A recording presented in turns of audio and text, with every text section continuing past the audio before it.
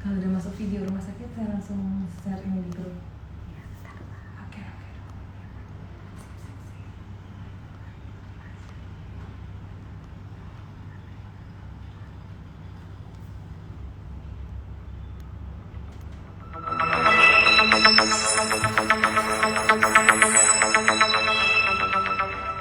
Salam sehat Indonesia. Virus corona telah menyebar di berbagai negara dan menimbulkan kekhawatiran bagi semua masyarakat. Sampai saat ini, memang belum ada vaksin yang ditemukan untuk menjaga tubuh kita dari virus ini. Mari kita jaga diri kita, keluarga kita, dan masyarakat sekitar untuk mengingatkan melakukan 3M pencegahan COVID-19. Apakah masyarakat sudah mengetahui apa itu 3M? Berikut ulasannya. Selamat pagi pemirsa, saya berada di wilayah Kecamatan Cilincing. Mari kita tanya kepada masyarakat apakah mengetahui apa itu 3M untuk mengatasi mencegah penyebaran COVID-19. Yuk, mari ikut saya. Yuk. Selamat pagi, Mas. Selamat pagi, Mbak. Mas, apakah mengetahui bahaya COVID-19? Kami, Mbak, ternyata virus ini sangat mematikan ya. Saya juga khawatir dengan adanya virus ini. Apakah Mas tahu pencegahan menggunakan 3M? Oh, saya tahu betul, Mbak. Yang pertama itu memakai masker setiap beraktivitas.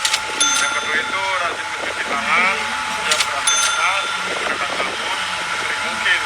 Yang ketiga, jaga jarak minimal 1 meter dan jangan berkerumun. Oh, bagus. Mas mengetahui kemana 3M tersebut untuk pencegahan virus COVID-19. Wah, ternyata masyarakat Cilincing mengetahui langkah pencegahan menggunakan 3M untuk penyebaran virus COVID-19. Sekian liputan dari kami, dan saya kembalikan ke studio. Terima kasih kepada reporter TV yang sudah memberikan ulasannya dari wilayah Kecamatan Cilincing. Sekian liputan hari ini. Yuk kita mulai melakukan 3M. Saya bisa, kamu pun bisa.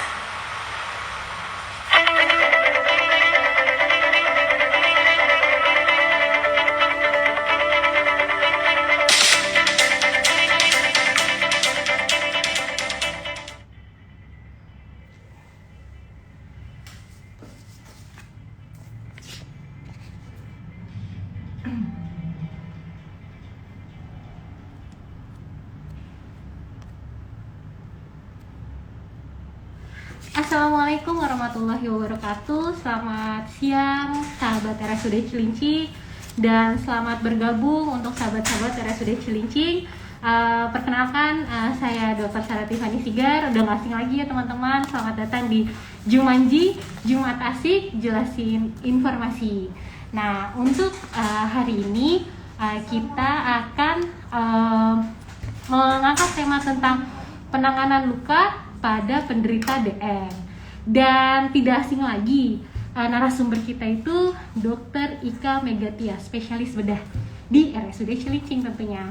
Oke, sekarang kita langsung aja kita undang Dr. Ika ya. Dr. Ika. Oke. Dr. Ikanya untuk sahabat-sahabat RSUD Cilincing, nanti segala pertanyaan, semua pertanyaan boleh ditulis di kolom komen ya. Oke, kita tunggu Dokter Ikanya. Oke, bentar ya teman-teman, kita tunggu Dokter Ikanya supaya bisa bergabung. Oke.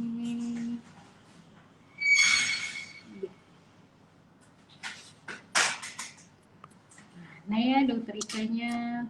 Sekali lagi aku ingetin untuk teman-teman yang mau bertanya seputar penanganan luka DM ini pada penderita DM, langsung bisa komen ya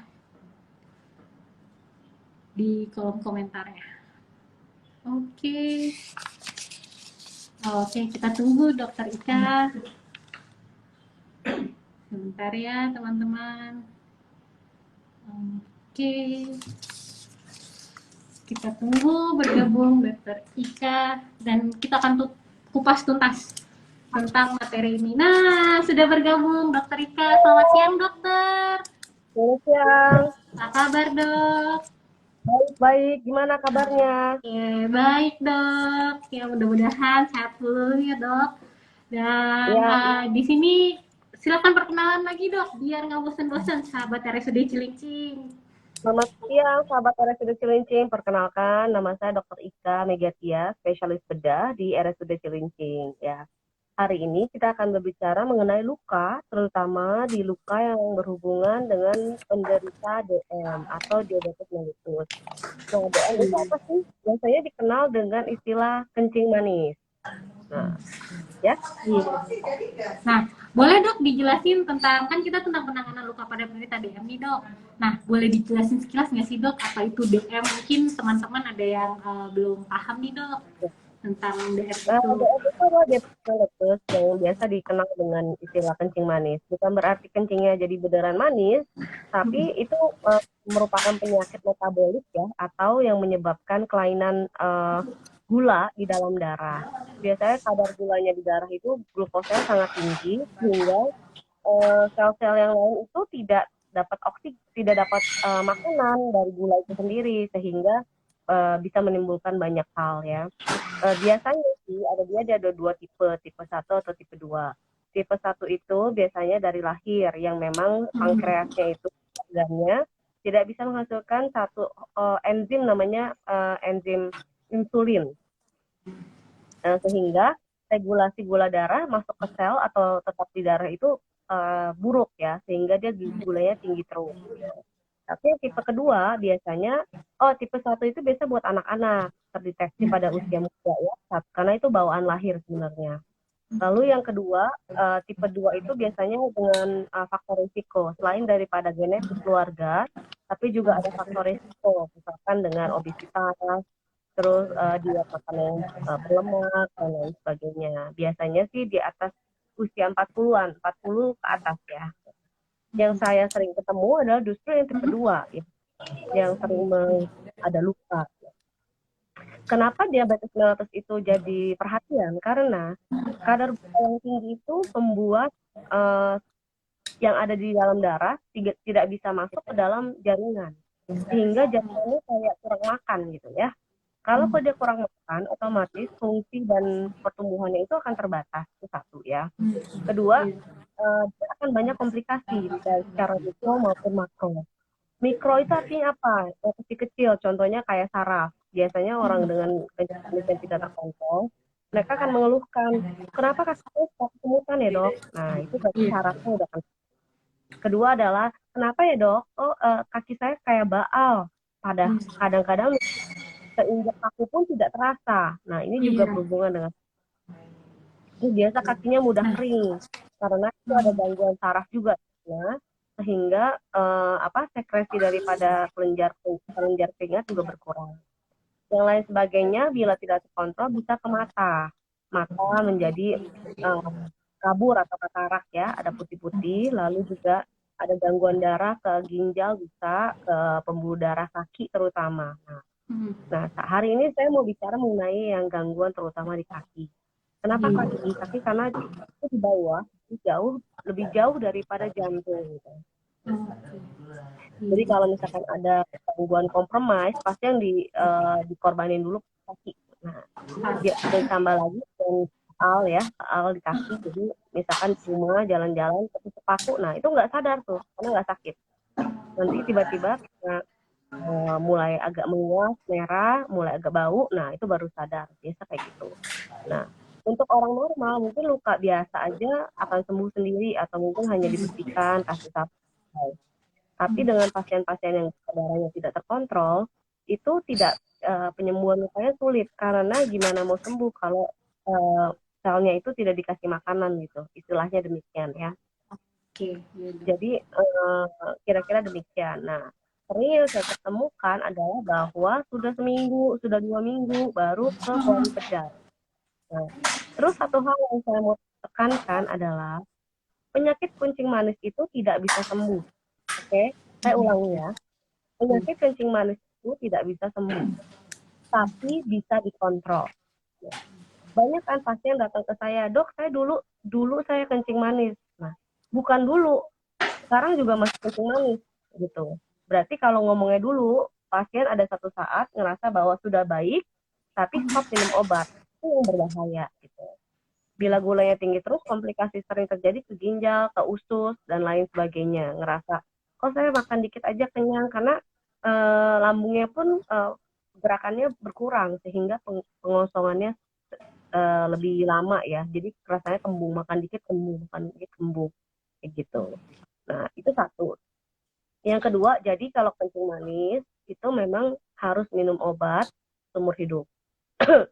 Kadang ada juga yang katanya bahwa, dok saya udah minum obat dok, tapi kok masih nggak terkontrol. Berarti bukannya minum obat. Yang harus diubah adalah lifestyle atau gaya hidup disertai dengan penurunan berat badan. Jadi berat badan harus ideal. Kedua, gaya hidup yang kurang exercise dan lain sebagainya itu akan mencetus. Gaya hidup lain yang bisa kita modifikasi adalah makanan. Misalkan suka sekali makan makanan yang manis, nah itu harus dikurangin. Jadi terlebih daripada perubahan gaya hidup dari fisik juga ada perubahan pola makan, itu yang penting. Kalau semua sudah dikerjakan dok, tapi kok masih belum bisa terkontrol gitu ya, Bu atau Bapak sudah tidak bisa hanya pakai oral atau obat yang diminum melalui mulut, sehingga dia harus disuntik insulin. Nah, itu biasanya saya kerjasama dengan tim Departemen Ilmu Penyakit Dalam gitu. Nah, kalau misalkan, makanya saya selalu bilang ke pasien saya, kalau ada luka dibiarkan 3-5 hari, dia pasti akan naik. Nah, awalnya kecil, lalu membesar, kemerahan dari telapak kaki misalkan, bisa naik sampai ke pergelangan kaki, bisa sampai naik. Nah, semakin ditunggu, semakin naik. Nah, bahayanya adalah bila kita tunggu kelamaan, kadang dia makin naik, bisa menyebabkan kematian jaringan. Bisa pulang. Kalau terjadi demikian, bisa harus sampai amputasi. Kalau tidak sampai kematian jaringan sampai tulang, kita akan melakukan demang atau dioperasi, dibuang yang busuknya ya. Tapi itu semakin lama ditunggu akan semakin besar yang dibuang. Otomatis penyembuhannya pun akan lebih lama, demikian. Terus adalah semakin dia semakin luas dan semakin dalam, semakin banyak jaringan yang rusak. Nah, beda antara yang kena kulit doang atau lemak, atau yang udah kena otot atau tendon dan bahkan sudah sampai tulang. Itu beda sekali penanganannya. Dan setelah dia dioperasi pun buat pasiennya, pasca operasinya akan berbeda, paham ya? Kalau ototnya dibuang, tendonnya dibuang, ya otomatis jadi udah bisa gerak dong. Nah, beda dengan yang cuma buang kulit dan lain sebagainya. Makanya banyak pasien bertanya ke saya, dok, jadi gimana dok?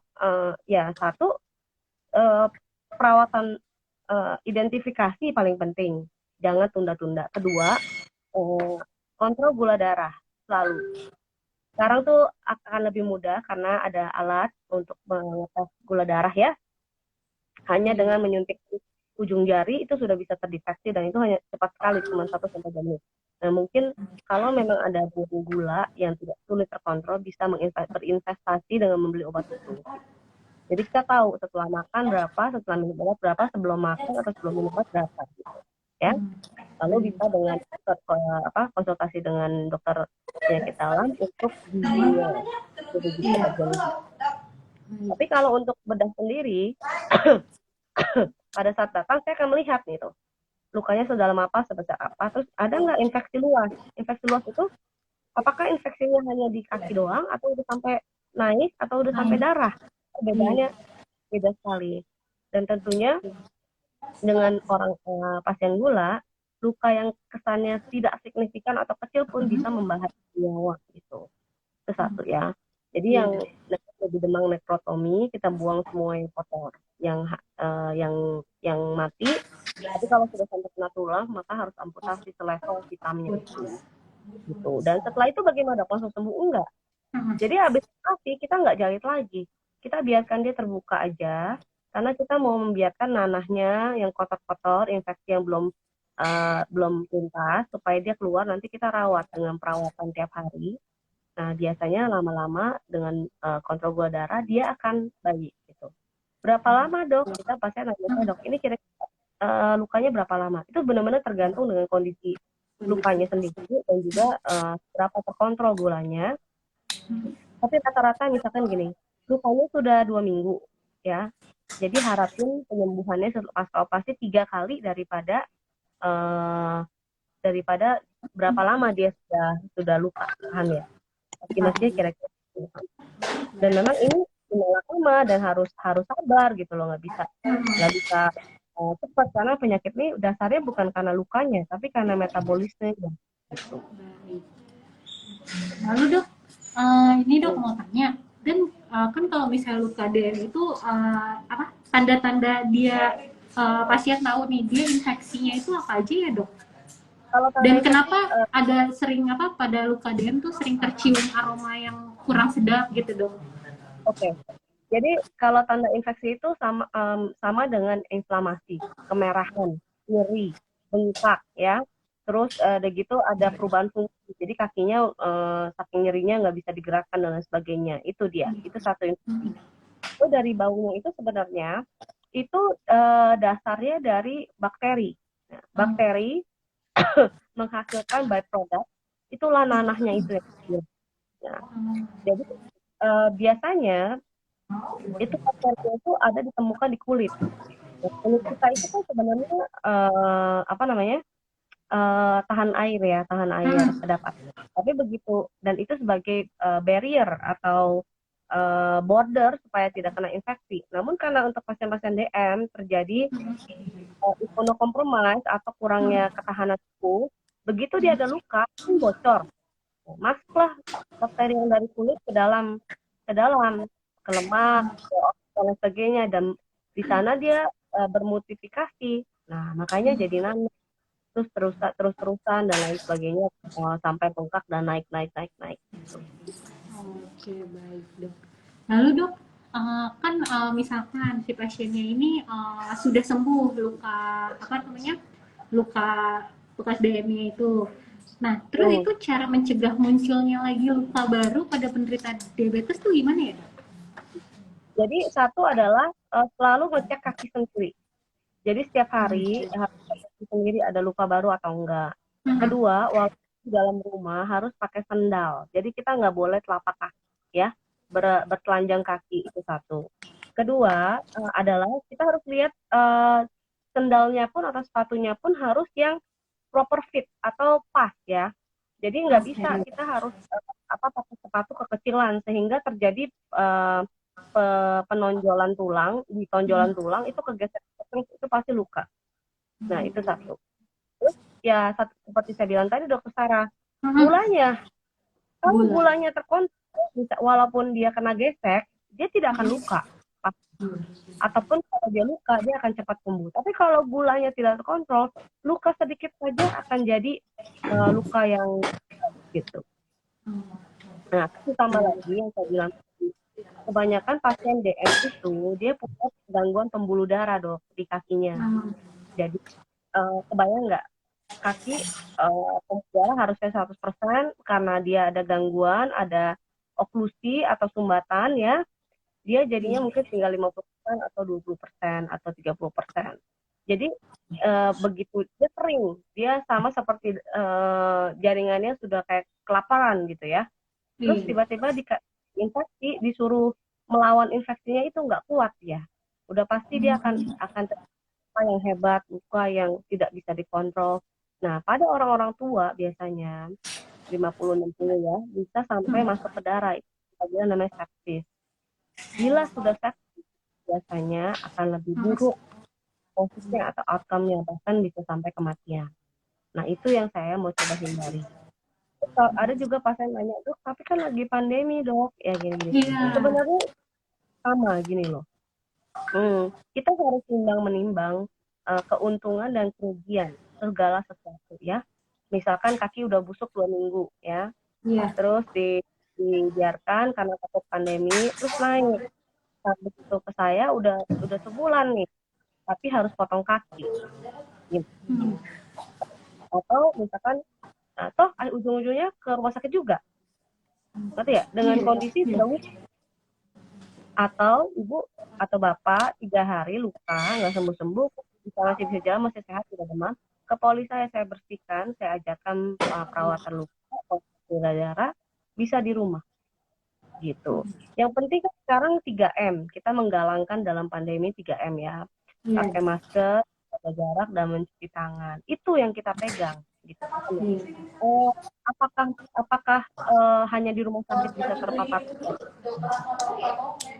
Tetap di tempat lain kayak di tempat kerja nggak bisa, kan bisa juga. Selama 3M itu terpakai nggak masalah. Cuma kalau di rumah sakit kan lebih ramai ya.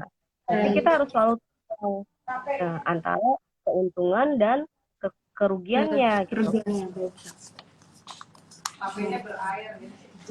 Lalu nih dok, ada pertanyaan Ya. dari Sandra. Katanya, apakah luka DM itu berujung pada amputasi dok? Nah itu sekali lagi tergantung dengan kondisi Gantung. lukanya. Iya, baik. Biasanya kalau lukanya itu sudah dalam, sudah lama, dan kena tulang, ya, kita bilangnya osteomilitis, itu tulangnya harus dibuang. Segala sumber infeksi itu harus dibuang, baru bisa hidup ya. Kalau biasanya kita butuhkan dengan klinis, pemeriksaan klinis, dan ronsen. Kalau dari ronsen udah jelas ada osteomilitis, tapi tulangnya tidak dibuang, ya, itu akan kembali luka terus. Lukanya tidak akan sembuh-sembuh, karena saya punya pasien sudah 4 tahun kayak gitu menolak untuk diamputasi. Jadi sekarang dia di rumah sakit luar baru datang ke saya setelah 4 tahun. Nah, datang ke saya infeksinya sudah naik. Nah, jadi saya ini harus amputasi Pak. Nggak mau. Oke. Jadi saya bersihkan, dia sudah mulai turun, tapi lokasinya kan di lutut, di tubuh yang infeksi. Itu dia masih belum mau. Jadi ya lukanya kebuka terus saja, infeksi terus gitu. Jadi itu dan itu akan, dan biasanya dengan pemeriksaan fisik kita bisa menentukan ini kira-kira karena tulang atau enggak, dan X-ray kalau perlu. Ya, baik. Oh iya, satu lagi. Kenapa kalau misalkan tulangnya infeksi, kenapa nggak tulangnya aja dok yang dibuang? Kenapa yang lain nggak ini? Karena tulang tidak bisa berdiri sendiri. Tulang itu menempel ke jaringan soft tissue atau lunak sekitarnya. Jadi misalkan tulang jempol sudah terinfeksi, jempol kaki misalkan, terus saya buang tulangnya doang, dia juga nggak akan hidup yang lain gitu. Kalau dia misalnya dengan kaki DM ini kan sumber infeksi pasti dari luar, yang saya bilang tadi, tergores, keinjak, pasti dari kulitnya terbuka dulu, lalu masuk ke dalam, ya kan. Kalau dia sudah sampai tulang, yang atas-atasnya pasti udah infeksi juga dong. Iya. Logikanya Kan? Iya. Jadi, itulah kenapa. Dan kalau misalkan kita anggap deh, misalkan yang atasnya tidak infeksi, tapi tulangnya doang, oke? Iya. Menjadi useless limb atau bagian tubuh yang tidak berguna. Karena untuk dia bergerak, tulang, tendon, dan lain otot sebagainya. Otot dihubungkan ke tulang dengan tendon. Jadi kalau tulangnya nggak ada, gimana? Jadi itu percuma. Nggak ada penyangganya ya dok? Lagi juga, dok kalau misalkan tulangnya, kalau soft tissue-nya udah jelek semua, dengan lunak, tulangnya sehat gimana dok? Kalau tulangnya terekspos atau ternganga gitu ya, tanpa jaringan otot atau lemak, jaringan lunak yang menutupnya, itu juga harus dibuang. Karena tulang nggak bisa sendiri. Begitu dibuka, dia akan kering. Pada saat dia kering, dia juga akan mati. Jadi itu pasti akan dibuang juga ujung-ujungnya. Seperti ya? Baik dok. Kan yang tulang kayak misalnya cuma begini, dia itu nggak ada pembuluh darah, dapat pembuluh darah dari mana? Nanti dia akan mati. Gitu. Jadi, pertimbangannya banyak dan biasa ditentukan pada saat pemeriksaan fisik dan juga kondisi pasien, kalau perlu ronsen dan juga temuan intraoperatif. Nah, ini dok ada pertanyaan nih dok di kolom komen nih, ada pertanyaan dari Reinhard 55. Mengenai cara efektif cegah DM apa ya dok? Tadi kan sudah dijelasin lifestyle ya dok. Terus ada olahraga yang lain nggak sih dok untuk penderita DM ini? Bila ada gejala ada riwayat keluarga ya, berarti itu yang harus dilakukan ada diet ya. Diet dalam arti pola makan, hindari kurangin yang kalori berlebih. Nah, terus itu yang manis-manis itu hindari, olahraga dan lain sebagainya, demikian. Walaupun sudah dilakukan, saya tidak bisa menjamin 100% tidak akan kena kencing manis. Oke? Saya hanya bisa Baik. itu menurunkan resiko. Gini. Jadi segala penyakit yang ada sekarang baik itu kanker maupun penyakit-penyakit DM, kolesterol, darah tinggi, itu selalu ada faktor genetik dan faktor lingkungan. Oke? Nah, faktor genetik misalkan iya bapak saya juga darah tinggi dok, atau ibu saya kencing manis dok, gitu kan. Ya, Iya. jadi dari lahir badan Anda itu sudah terprogram ada kecenderungan nanti akan diabetes. Paham ya? Baik. Jadi yang kita lakukan adalah satu, dengan menjaga pola makan itu diharapkan jangan sampai, paham ya. Paham. Uh, tapi kalau orang yang tidak memiliki keturunan, keturunan diabetes, bukan berarti dia tidak bisa kena kencing manis. Dia hanya mungkin memerlukan exposure yang lebih. Misalkan dia makan manis terus, minuman soda 10 kaleng sehari, itu juga walaupun dia keluarganya nggak ada, dia bisa kena juga, gitu. Iya. Paham ya? Iya. Cuman orang riwayat keluarga itu lebih mudah, gitu. Itu harus kita pahami ya. Oke, baik, sudah. Oke, itu sahabat-sahabat RSUD Cilincing sangat jelas ya penjelasan dari Dokter Tika.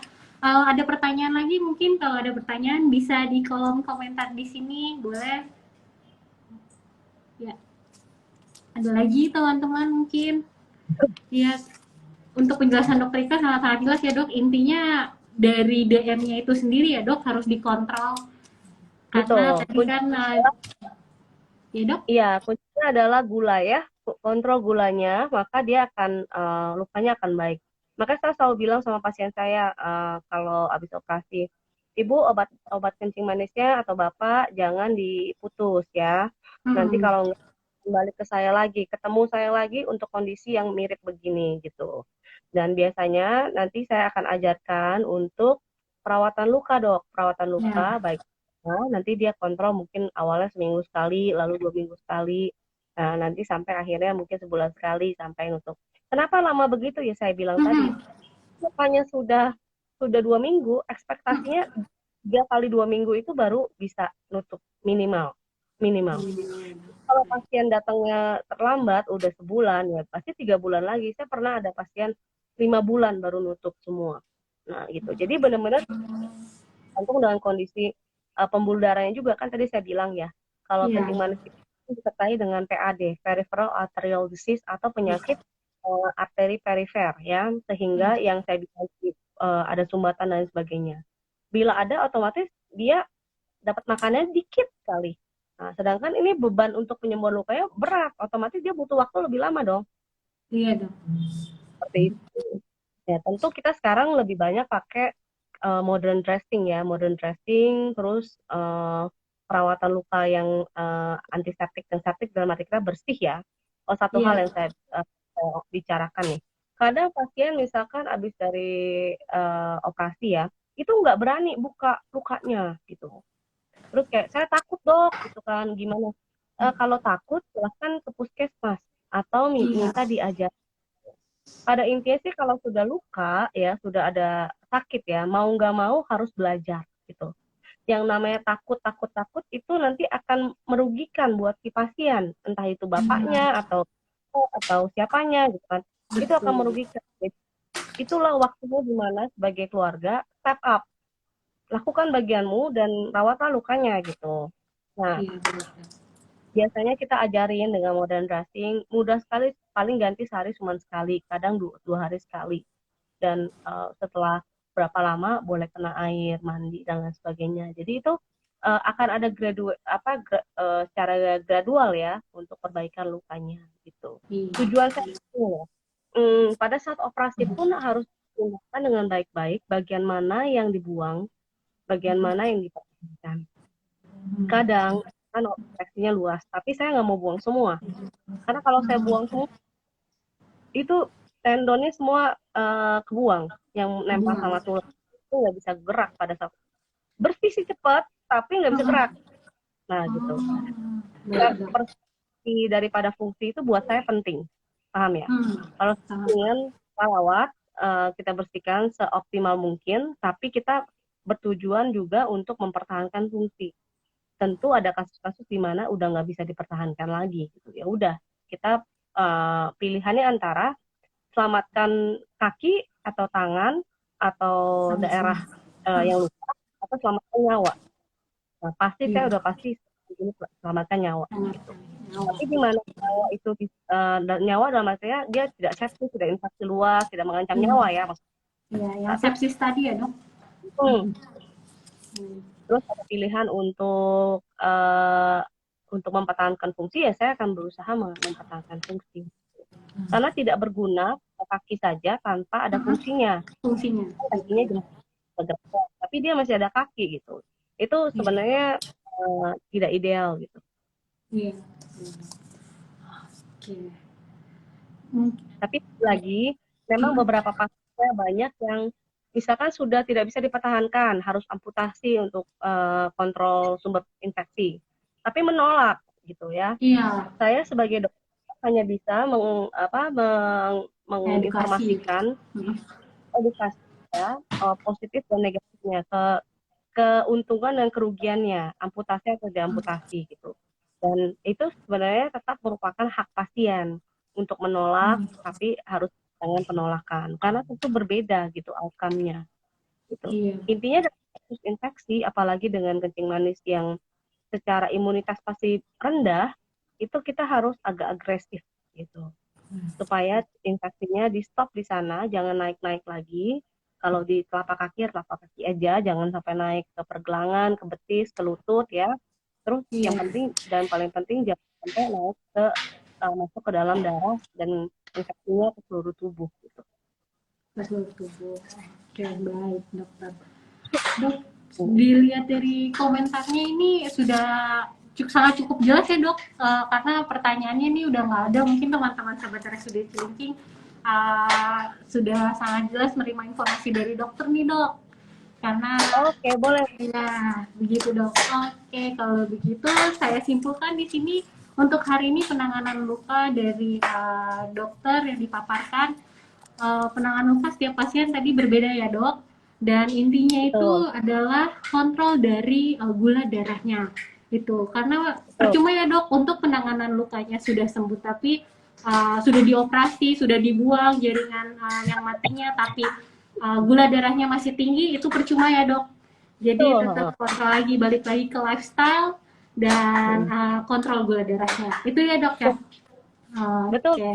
Nah, saya terakhir aja saya mau pesan bahwa saya konsisten untuk mengkonsultasikan kondisi luka ya. Karena lebih baik secepat mungkin kita identifikasi masalahnya apa, kita tanganin daripada nanti udah kemana-mana. Tentunya selain beresiko lebih tinggi dan infeksi bahkan sampai kematian, tentunya defek atau lukanya itu akan jelek gitu. Pada saat operasi yang kecil yang gede pasti yang gede lebih jelek dong, ya kan? Dan waktu mungkin pasti lebih lama gitu. Jadi nggak usah takut pandemi dan lain sebagainya, tetap pakai 3M ya. Selama menunggu dan mengantri, kita ya berusaha dan kita berdoa. Yang penting jangan delay, jangan tunda-tunda. Itu aja. Oke, baik. Terima kasih banyak dokter untuk paparannya dok.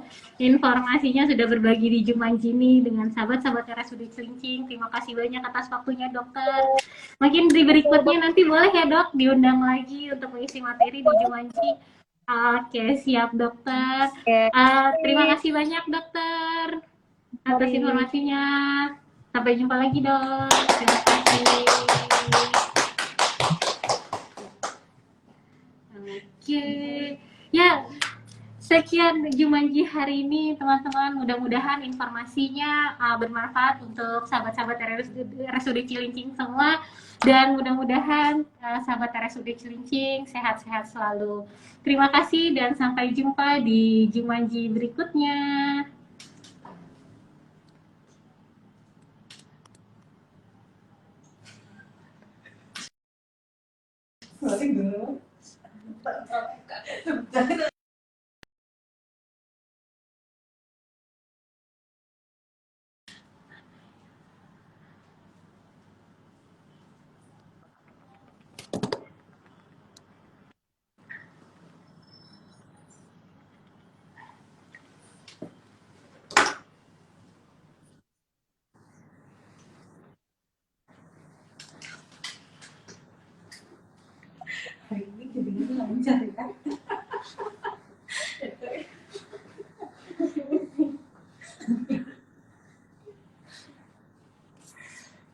Nisha Ridi baru bentar.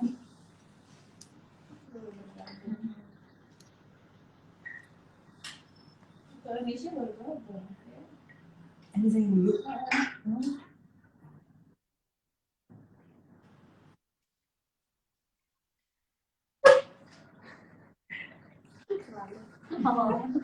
Iya, iya udah pasti. Makanya berasa sama ngapa kasih ini. Keringetan. Kenapa sih? Betul ada aja.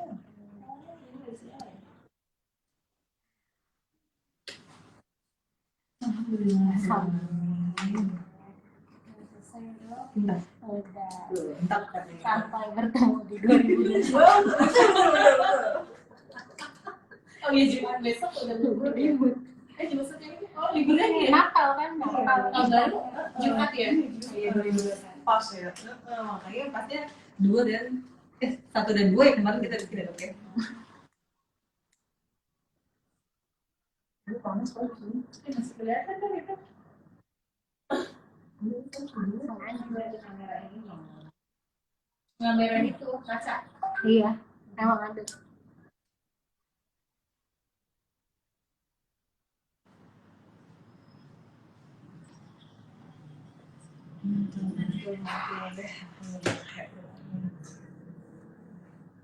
Kemarin yang tentang sunat ya kayaknya yang banyak nanya.